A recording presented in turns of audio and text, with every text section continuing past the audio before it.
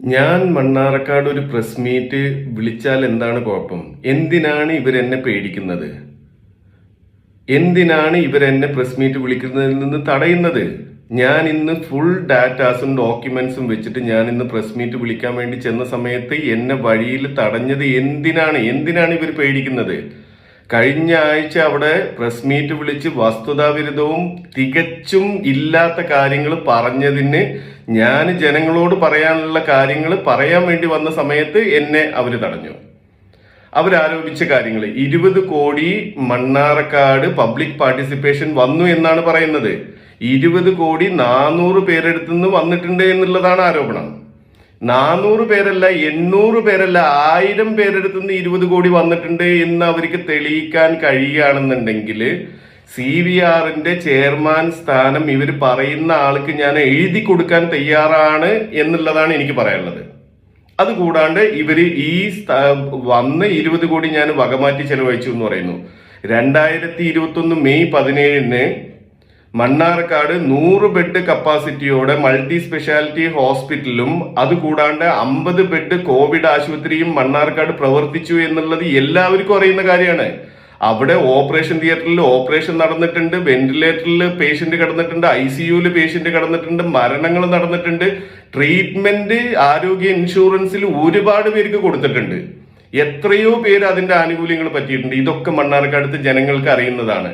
അതുകൂടാണ്ട് ഇതൊക്കെ ഈ ഇത്രയും മെഷീനറീസ് 20,000 സ്ക്വയർ ഫീറ്റ് ബിൽഡിങ്, കാട് പിടിച്ച് കടന്നിരുന്ന സ്ഥലം, ആ കുന്നുപോലെ കടന്നിരുന്ന സ്ഥലം ഇന്നത്തെ ലെവലിലേക്ക് ഡെവലപ്പ് ചെയ്തെടുത്ത് അവിടെ 20,000 സ്ക്വയർ ഫീറ്റ് ബിൽഡിംഗ് കൊണ്ടുവരണം എന്നുണ്ടെങ്കിൽ, അതേപോലെ ഈ 100 ബെഡ് ഹോസ്പിറ്റലിൽ എല്ലാ ഫെസിലിറ്റികളും കൊണ്ടുവരണം എന്നുണ്ടെങ്കിൽ ഇതൊക്കെ കോടികൾ ഇൻവെസ്റ്റ് ചെയ്യാണ്ട് ആർക്കെങ്കിലും അത് ചെയ്യാൻ പറ്റുമോ?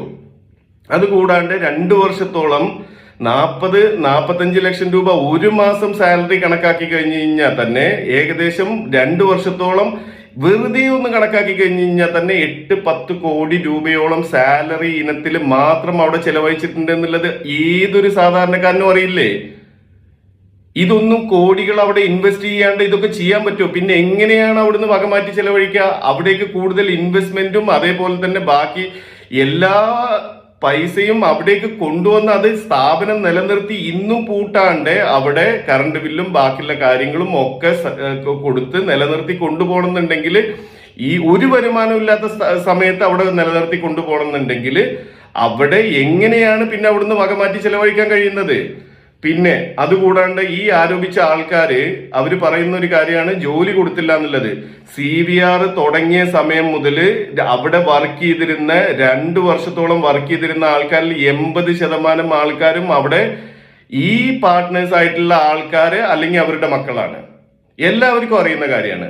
അതുകൂടാണ്ട് ഈ പ്രസ് മീറ്റിൽ വന്നിരുന്ന് പറഞ്ഞ ഈ ഹസ്ബൻഡ് ആൻഡ് വൈഫിന്റെ മകൻ വിവേക് എന്ന് പറയുന്ന ആള് അവിടെ മാർക്കറ്റിംഗിൽ ജോലി അവിടെ എടുത്തിട്ടുണ്ട്. അതെന്താ അവര് ഇല്ല എന്ന് പറയുന്നത്? പ്രോഫിറ്റ് ഡിവിഡൻഡ് അവിടെ കൊടുത്തിട്ടില്ല എന്നല്ലോ പറയുന്നു. 1.5 വർഷത്തോളം അവിടെ എഗ്രിമെന്റ് പ്രകാരമുള്ള പ്രോഫിറ്റ് അവിടെ കൊടുത്തിട്ടുണ്ട്. എത്ര രൂപന്റെ പ്രോഫിറ്റ് അവിടെ കൊടുത്തിട്ടുണ്ട്, ഡിവിഡൻഡ് കൊടുത്തിട്ടുണ്ട് എന്നുള്ളത് ഞാന് മണ്ണാർക്കാട് പോലീസ് സ്റ്റേഷനിലും അതേപോലെ തന്നെ ഇപ്പൊ ഓൾറെഡി ഹൈക്കോർട്ടിൽ ഇപ്പൊ സബ്മിറ്റ് ചെയ്ത് കഴിഞ്ഞു. അതേപോലെ തന്നെ ഇപ്പോ ആ ധർണയും സംഘടിപ്പിച്ച് അവിടെ ഒരു സുഹൃത്ത് പറയണ്ടായി സെക്കൻഡ് ഹാൻഡ് സാധനങ്ങളാണെന്നുള്ളത്. എന്ത് അടിസ്ഥാനത്തിൽ ഈ സുഹൃത്തിന്റെ അടുത്ത് അവിടെ പോയി ഇത് സെർച്ച് ചെയ്ത് നോക്കാനുള്ള പെർമിഷൻ ആരാ കൊടുത്തത്? ഇദ്ദേഹം എങ്ങനെയാണ് അതിൻ്റെ ഉള്ളിൽ കയറി നോക്കിയത്? 2021 മെയ് 17 അവിടെ തുടങ്ങിയ സമയം മുതൽ അതിൻ്റെ ഉള്ളിൽ ഒരു സ്ക്രൂ, ഒരു ആണി അവിടെ സെക്കൻഡ് ഹാൻഡ് വാങ്ങിച്ചിട്ടുണ്ട് എന്നുള്ളത് ഈ സുഹൃത്ത് തെളിയിക്കുകയാണെന്നുണ്ടെങ്കിൽ, തെളിയിച്ചിട്ടില്ലെങ്കിൽ അതിന്റെ ബാക്കിയുള്ള നിയമ നടപടികളും ബാക്കിയുള്ളതും അദ്ദേഹം കാണാനിരിക്കുന്നേ ഉള്ളൂ. ഞാൻ പബ്ലിക്കിന്റെ അടുത്താണ് പറയുന്നത്. ഒരു സ്ക്രൂ അദ്ദേഹത്തിന് തെളിയിക്കാൻ പറ്റുകയാണെന്നുണ്ടെങ്കിൽ അദ്ദേഹം പറയുന്ന കാര്യങ്ങൾ ഞാൻ ചെയ്തോളാം. ഓക്കെ.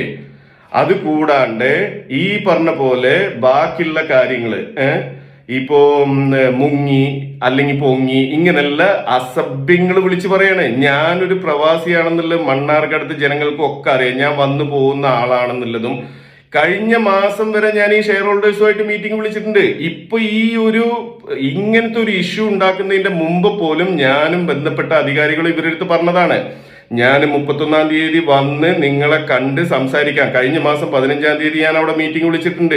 എല്ലാ മാസവും ഞാൻ അവിടെ മീറ്റിംഗ് വിളിക്കുന്നുണ്ട്. ഞാൻ എല്ലാ മാസവും അവിടെ വന്നു പോകുന്നുണ്ട്, എല്ലാ കാര്യങ്ങളും. കാരണം ഞാൻ അവിടെ ഇരുന്ന് കഴിഞ്ഞാൽ ബാക്കിയുള്ള കാര്യങ്ങൾ നടക്കൂല. ഇപ്പൊ അദ്ദേഹം തന്നെ അത് ആ പ്രസ് മീറ്റിൽ പറഞ്ഞ ഒരു സുഹൃത്ത് തന്നെ പറഞ്ഞു 25 ലക്ഷം ഒരാൾക്കോട്. 25 ലക്ഷം അല്ല, 2 കോടിയുടെ മേലെ ഞാൻ അവിടെ അർഹതപ്പെട്ട ആൾക്കാർക്ക് തിരിച്ചു കൊടുത്തിട്ടുണ്ട്.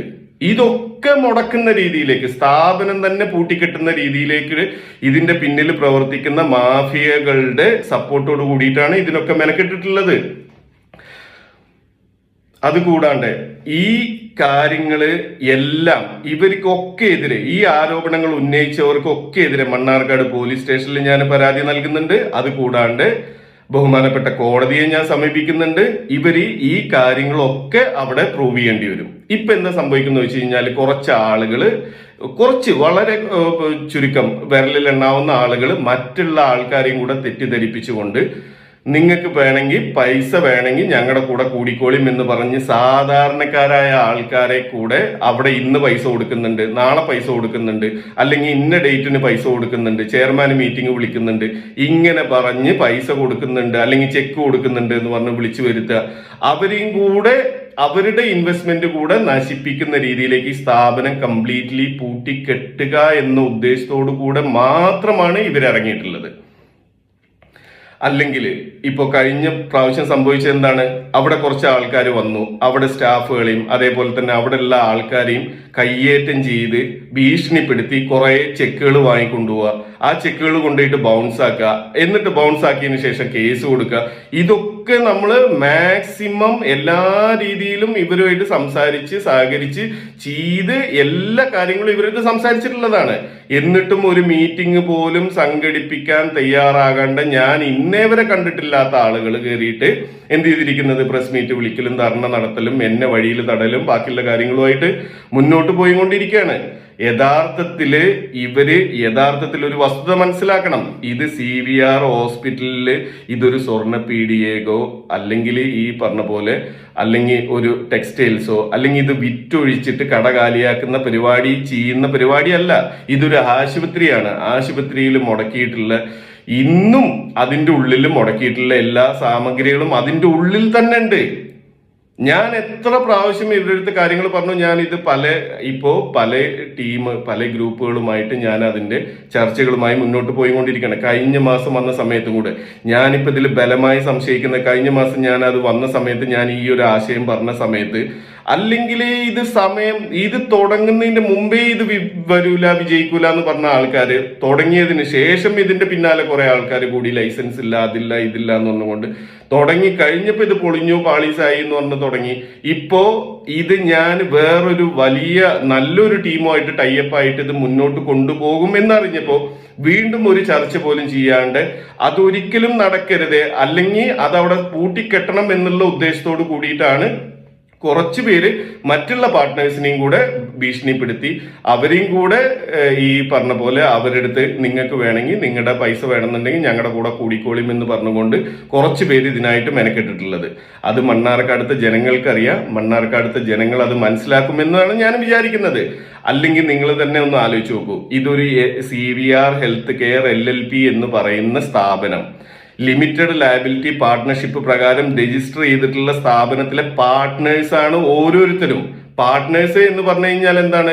ഒരു നല്ല സമയത്ത് അതിന്റെ ആനുകൂല്യങ്ങളും ലാഭവിഹിതങ്ങളും ബാക്കിയുള്ള കാര്യങ്ങളും ചികിത്സാ ആനുകൂല്യങ്ങളും മൊത്തം കൈപ്പറ്റിയിട്ട് ഒരു സമയം വരുന്ന സമയത്ത്, ഒരു ബുദ്ധിമുട്ട് വരുന്ന സമയത്ത്, അല്ലെങ്കിൽ ഏതൊരു ബിസിനസ്സിലും ഒരു അപ്പ് ആൻഡ് ഡൗൺ ഉണ്ടാവും. ഇതിലൊരു താഴ്ച വരുന്ന സമയത്ത് ഈ എനിക്കെന്റെ പൈസ തിരിച്ചു വരണം, എന്നെ പറ്റിച്ചു എന്ന് പറഞ്ഞു വരുന്നതാണോ പാർട്ട്നേഴ്സ് എന്ന് പറയുന്നത്? അല്ലെങ്കിൽ ഇവർക്ക് എന്താ ലീഗലി, ഇവർക്ക് നിയമപരമായിട്ട് ഇവർക്കൊക്കെ എഗ്രിമെന്റ് ഉള്ളതാണ്. 5 വർഷത്തെ എഗ്രിമെന്റ് ഈ ഒരു സിറ്റുവേഷൻ വരികയാണെന്നുണ്ടെങ്കിൽ ഓവർകം ചെയ്യാൻ വേണ്ടിയിട്ട് മനസ്സിലാക്കിയിട്ടാണ് അങ്ങനെ കൊടുത്തിട്ടുള്ളത്. ഏതെങ്കിലും ഒരു വ്യക്തിയുടെ 5 വർഷത്തെ എഗ്രിമെന്റ് കഴിഞ്ഞിട്ടാണോ ഇപ്പൊ ഇതിന് മെനക്കെട്ടിട്ടുള്ളത്? അപ്പൊ ഇതെന്താ വെച്ച് കഴിഞ്ഞാല് ഈ സ്ഥാപനത്തെ തകർക്കാൻ വേണ്ടിയിട്ട് മനഃപൂർവ്വം കച്ചകെട്ടിയിട്ട് ഇറങ്ങിയിട്ടുള്ള കുറച്ച് ആൾക്കാരുടെ സപ്പോർട്ടോട് കൂടെ കുറച്ച് പേര് ഇതിലേക്ക് ഇറങ്ങി മറ്റുള്ള പാർട്ട്നേഴ്സിനെയും കൂടെ ഇത് എന്താ പറയാ തെറ്റിദ്ധരിപ്പിച്ച് ഇതിലേക്ക് ഇറങ്ങി, അല്ലെങ്കിൽ ഇപ്പൊ ഇവര് പറയുന്നത് ഇപ്പൊ എന്നെ അറസ്റ്റ് ചെയ്യുക, അല്ലെങ്കിൽ ഈ സ്ഥാപനത്തിൽ വർക്ക് ചെയ്യുന്ന സ്റ്റാഫുകളെ ഭീഷണിപ്പെടുത്തി അവിടെ നിന്ന് ഒഴിവാക്കി അവിടെ പൂട്ടി കെട്ടി കഴിഞ്ഞു കഴിഞ്ഞാൽ ആർക്കെങ്കിലും 1 രൂപ കിട്ടുമെന്ന് ഇവർക്ക് ആർക്കെങ്കിലും വല്ല ബോധമുണ്ടോ, വല്ല ബോധ്യമുണ്ടോ? എല്ലാവർക്കും അറിയില്ലേ ഇത് സ്ഥാപനം നടന്നാലേ പൈസ കിട്ടുള്ളൂ എന്നുള്ളത്. അത് നടത്താൻ വേണ്ട സപ്പോർട്ടല്ലേ പാർട്ട്നേഴ്സിന്റെ ഭാഗത്തുനിന്ന് വേണ്ടത്? അത് നടത്തരുത് എന്നുള്ള ഉദ്ദേശത്തോട് കൂടിയിട്ടല്ലേ ഇവര് മെനക്കെട്ടിട്ടുള്ളത്. അപ്പൊ ഈ വക കാര്യങ്ങൾ ഞാന് പബ്ലിക്കായിട്ട് വിളിച്ചു പറയും എന്നുള്ള പേടി കൊണ്ടാണ് എന്നെ ഒരു പ്രസ് മീറ്റിന് പോലും അവര് സമ്മതിക്കാണ്ട്, അതോടൊപ്പം തന്നെ ഈ സ്ഥാപനം അവിടെ എന്നേക്കുമായിട്ട് പൂട്ടിക്കെട്ടണം, അത് അവിടെ എന്നേക്കുമായിട്ട് അത് അവിടെ ക്ലോസ് ചെയ്യണം, എല്ലാവരുടെയും പൈസ നഷ്ടമായാലും വേണ്ടില്ല എന്നുള്ള കണക്കൂട്ടലിലൂടെയാണ് ഇവര് ഇതിനെ മെനക്കെട്ടിട്ട് ഇറങ്ങിയിട്ടുള്ളത്. പക്ഷേ ഒരു കാര്യം ഇവരോട് എനിക്ക് പറയാനുള്ളതും മണ്ണാർക്കാടുത്തെ ജനങ്ങളോട് പറയാനുള്ളത്, 1.5-2 വർഷത്തോളം CVR ഹോസ്പിറ്റൽ അവിടെ പ്രവർത്തിച്ചിരുന്ന സമയത്ത് 1 രൂപന്റെ ഒരു പേഷ്യന്റിന്റെ അടുത്ത് നിന്ന് പോലും അല്ലെങ്കിൽ ഒരു പരാതി പോലും അവിടെ ഇല്ലാണ്ട് ഒരാളുടെ ഒരു അന്യായമായ പൈസ പോലും അവിടെ ചികിത്സാ രീതിയിലോ അതല്ലെങ്കിൽ അവിടെ പൈസ കൂടുതലായിട്ടോ കത്തിയായിട്ടോ അല്ലെങ്കിൽ വേറെ ഏതെങ്കിലും രീതിയിലോ ഏതെങ്കിലും രീതിയിൽ ഒരാൾക്കും അവിടെ പരാതി പറയാൻ പറ്റില്ല. എന്റെ മുന്നിൽ വന്നിട്ടുള്ള ആളെടുത്ത് പോലും ഞാൻ എനിക്ക് ബില്ല് ഡിസ്കൗണ്ട് ഓപ്പറേഷൻ കഴിഞ്ഞ് അല്ലെങ്കിൽ അവിടെ ഡിസ്ചാർജ് ചെയ്ത് പോകുന്ന ആള് എന്റെ മുന്നിൽ വന്നിട്ട് റിക്വസ്റ്റ് ചെയ്ത ആളെടുത്ത് ഞാൻ അവരെടുത്ത് അങ്ങടാ ചോദിച്ചിരിക്കുന്നത്, നിങ്ങൾക്ക് എത്ര കൊടുക്കാൻ പറ്റും, എത്ര ഇപ്പൊ പേ ചെയ്യാൻ പറ്റും, അത് പേ ചെയ്തോളൂ, ബാക്കി ഞാൻ സംസാരിച്ചോളാം എന്ന് പറഞ്ഞ് വിട്ടിട്ട് ആ സ്ഥാപനം നല്ല രീതിയിൽ അതല്ലെങ്കിൽ പോട്ടെ, ഞാൻ പബ്ലിക്കിന്റെ കാര്യം പോട്ടെ, സ്ഥാപനത്തിൽ വർക്ക് ചെയ്തിട്ടുള്ള ഏതെങ്കിലും ഒരു ഡോക്ടറോടോ ഒരു സ്റ്റാഫിനോടോ അല്ലെങ്കിൽ അവിടെ ഓപ്പറേഷൻ കൂട്ടണമെന്നോ അല്ലെങ്കിൽ അവിടെ ബാക്കിയുള്ള കാര്യങ്ങൾ ഇല്ലീഗലായിട്ട് അവിടെ വരുമാനം കൊണ്ടുവരണമെന്നോ ഞാൻ ഇന്നേ വരെ പറഞ്ഞിട്ടില്ല. അപ്പൊ അത്രയും നല്ല രീതിയിൽ ആ സ്ഥാപനം കൊണ്ടുവന്നപ്പോൾ അതവിടെ വളർന്നു വരുമെന്ന് പേടിയുള്ള ആൾക്കാരും അതവിടെ വളരാൻ സമ്മതിക്കാത്ത ആൾക്കാരുമാണ് ഇതിന്റെ പിന്നിൽ അന്നും ഉണ്ടായിരുന്നത് ഇന്നും ഉണ്ടായിരുന്നത്.